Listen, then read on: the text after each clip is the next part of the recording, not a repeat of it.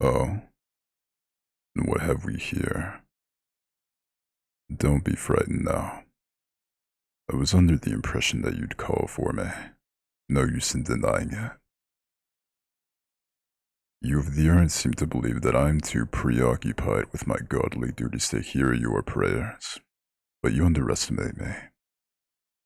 I hear every question, every laugh, every sigh, every cry for help and outpour of gratitude. It's only that I don't always provide a response. Why would I choose to answer you then? You mortals and your hubris. You claim to believe in gods, but insist on analyzing our actions through your own limited lenses. How foolish. Dearest, you may be an insignificant being in your own eyes, but trusted in mine, you are anything but.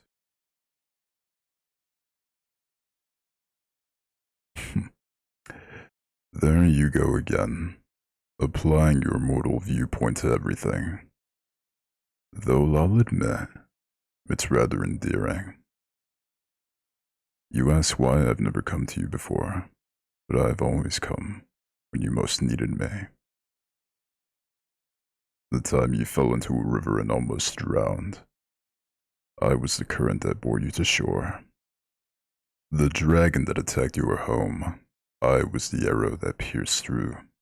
The fever that almost took your life last winter, I was the traveling apothecary who stopped by to treat you. Whenever you need something, it's rarely truly out of reach. Have you never stopped to consider that?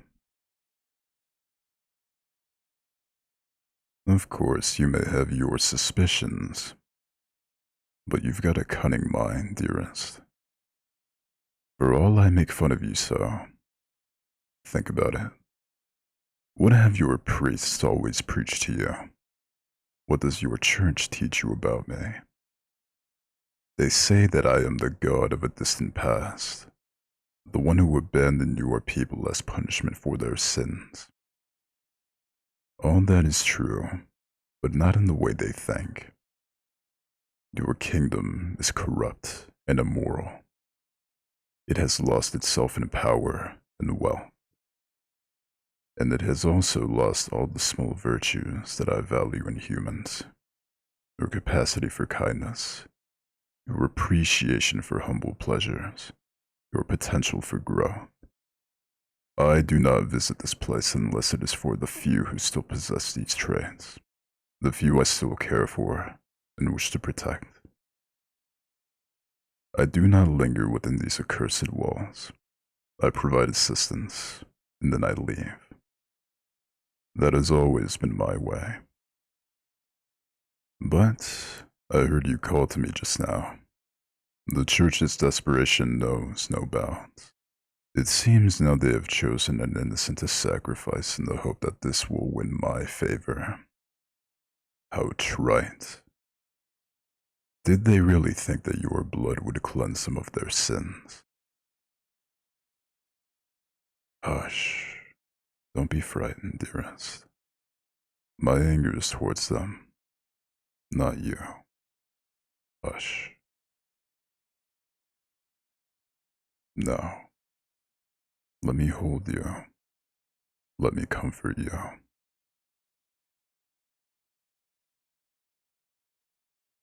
You have no clue how I watch over you, and the church intended to kill you in my name. Yet you still call to me in your hour of need. Funny little thing.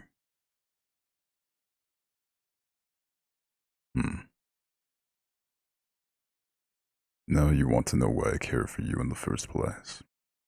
Full of questions today, aren't we? Even in the face of death.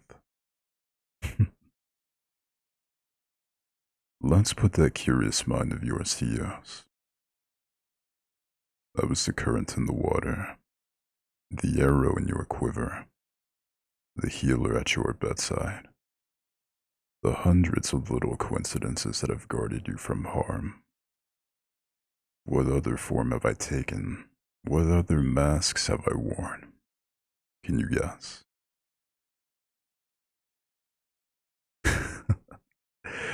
Don't think so hard, dearest. You'll put a permanent furrow in that pretty brow of yours, and there's really no need for that. Think of a spring day some years ago, when you went to pray for warmer weather to end the famine. You went right up to the steps of the church, hoping your prayers would be better heard within its walls. What did you find there?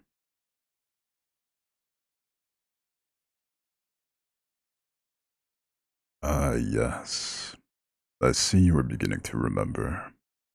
You found a boy pale and gaunt from starvation, his clothes rags, his face stained with blood and dirt. He was lying at the gray iron doors of the church, and the priest was beating him for defiling the godly grounds with his filthy, mortal blood. Hmm. You pleaded with that priest. You held onto his robes and begged him to show mercy. The boy might as well have been dead at that point, but still you fought for his life. You took him home and treated his wounds, fed him what little food you had to spare. But the next morning, you found he was gone. Or, well, you see now that he wasn't quite gone. He stands before you right now. I was the current, the arrow, the healer, and I was the life you chose to save. I'll admit that fiasco with the priest was a test on my part. A little experiment to see whether human kindness still exists in this corner of the world. A touch manipulative, perhaps. But you'll have to forgive me. It comes with being a deity. I wasn't expecting anyone to go to the lengths you did. Do you understand a little better now, dearest? You came to me in my hour of need. I offer guidance and protection to all who have earned it. But you have always been special in this regard. I have moved the course of fate itself for you more times than I can count. And I treasure you more deeply than you will ever know. And I regret none of it. Hush. You never needed to earn anything of mine. I gave myself to you freely. You are the only being in this world to whom I offer my power unconditionally. Running out of time, you say? Dearest, you are under the protection of a god. Time will never run out as long as you are with me. But I suppose we may leave now. If that creature who calls himself a priest arrives and finds me here, he'll throw a fit, and I may be forced to take some extreme measures. No need to look so alarmed. There is no punishment I can give that they wouldn't deserve. But that is for another time. For now, are you willing to come away with me?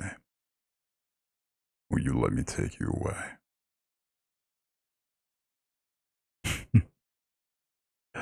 A wise answer. Come, let us leave this place.